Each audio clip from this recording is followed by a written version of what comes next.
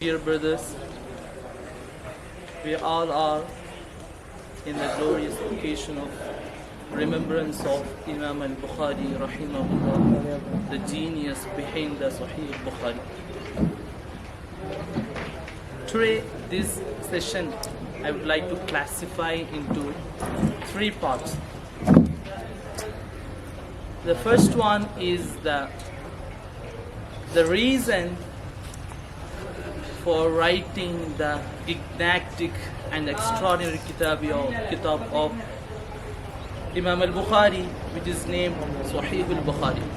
The second, I want to talk about the numbers which has contradictions in this contemporary world. The third, the benefits and other aspects which is mysterious connected to the Sahih Bukhari. As I chosen the topic is Sahihul Kutubi ba'da Kitabillah Sahih Bukhari, the most authenticized book and kitab after the Holy Quran, that is Sahihul Bukhari. Let me begin this by the reasons. How did he write? What was the beginning stage of writing the Sahih Bukhari? What are the factors stimulated him to write the astonishing kitab, which is still relevant across the Muslim world? Not only Muslim world, across the world, regardless of the religious perspectives. Here the ulamas are given the status, the maqam to the Sahih Bukhari is after the Holy Quran, which is the core and flagship evidence and documentation of the Islam, Quran. Following that, the ulamas given high status to the Sahih Bukhari. What is the reason? قال Imam al-Bukhari rahimahullah, Imam Bukhari rahimahullah himself said that kuntu inda Ishaq bin Rahawayhi, one of his great teachers, Ishaq bin Rahawayhi. He was with Ishaq bin Rahawayhi. فقال لنا بعض أصحابنا, some of the scholars said that لو جمعتم كتابا مختصرا في صحيح لسنن رسول الله صلى الله عليه وسلم. And the ulamas in that session, he was the session with his teacher Ishaq bin Rahawayhi, and the ulamas have opined that what if we bring out the abridged form of the authentic hadith of Rasulullah sallallahu alaihi wasallam during time that inspired the Imam al-Bukhari rahimahullah. فَوَقَعَ ذَلِكَ فِي قَلْبِ, the inspired, and he came across with to writing this very important and significant kitab. وَأَخَذْتُ فِي جَمْعِ هَذِا الْكِتَابِ, he began to compile this kitab by taking scrupulously the Sahih hadith of Rasulullah sallallahu alaihi wasallam. And also there is another narration which is narrating that this is the reason why the Imam Bukhari began to and decided to compile merely the Sahih hadith of Rasulullah sallallahu alaihi wasallam.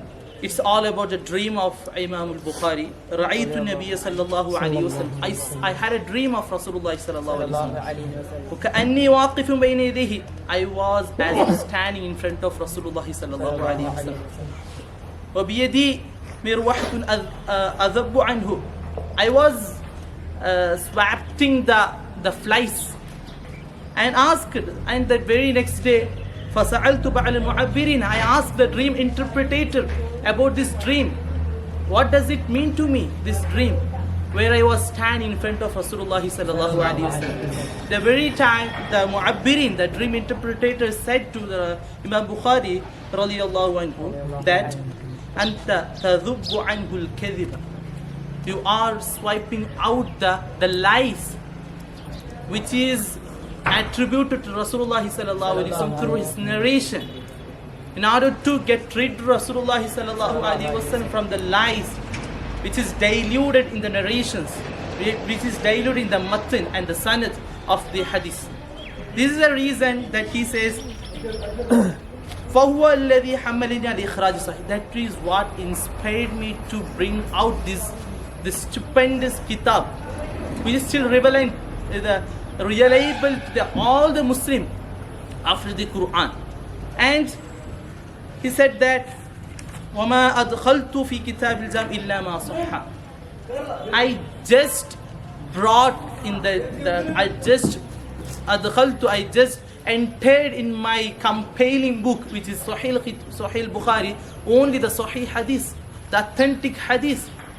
Is it interesting? Just think that we have the acceptable kitab in Hadith, and the more preferred, the priorities only goes to the Sahih Bukhari. Have you ever think about what is the factor that distinguishes the Sahih Bukhari from other rest of the Sahih Sitta? It is a very interesting question. We need to face, we need to answer. Because before that, let me complete this one. And one of the interesting fact while he is comparing hadith is that he used to take ablution and pray to rak'ah, to unit, in order to write each hadith. That's interesting. Just think about, we have around 1,000 hadiths with a repetition in the Sahih Bukhari. Just count and measure how many rak'ah that he performed while comparing this hadith. This is what sanctifying the Sahih Bukhari. Every hadith has the ablution, the drop of water of the Imam Bukhari's ablution. Every hadith has the prayer which he performed during the comparing each of hadith. This is what the barakat of the hadith. Therefore, still I read and Muhammad is his message of the greatest and Shimal, that he's quoting one incident which is take place every year in the Morocco. That he said, instead of Quran, to complete the Quran, to make the khatam of the Quran, the people of Morocco make the khatam of the Sahih Bukhari, and to make the tawassul with that, and they will have the solutions for every problem that they are confronting at this time, especially in the Ramadan. And also many of the Muslim countries, along with completing entire Quran, the people completing and making khatam of the Sahih Bukhari, because that must the sanctification that we have in the Sahih Bukhari. Because of that, this is what. And another interesting thing about the Sahih Bukhari is that he to compile this containing 92 chapters of this hadith kitab, he took 16 years to compile around 7,000 hadiths, where he memorized 17,000 hadiths. He just compiled only around 7,000 hadiths. Just think about this. For that, even though he had a memorization of 70,000 hadiths, he just took 16 years to compile the Sahih hadith of Rasulullah sallallahu alaihi wasallam. How miraculous it is, how scrupulous it is. Just think about this, brothers, because I will come later for that. And also, when he completed this extraordinary kitab of Sahih Bukhari, he bringing that kitab to his Shaykh Mashayikh. Among them, one of the Mashayikh is the Ibn Ahmad, Ahmad bin Hanbal radiallahu anhu, and as I mentioned before, Ishaq bin Rawahihi. Then they tested, then meticulously try to scrutinize every hadith. How much authenticity does this hadith have?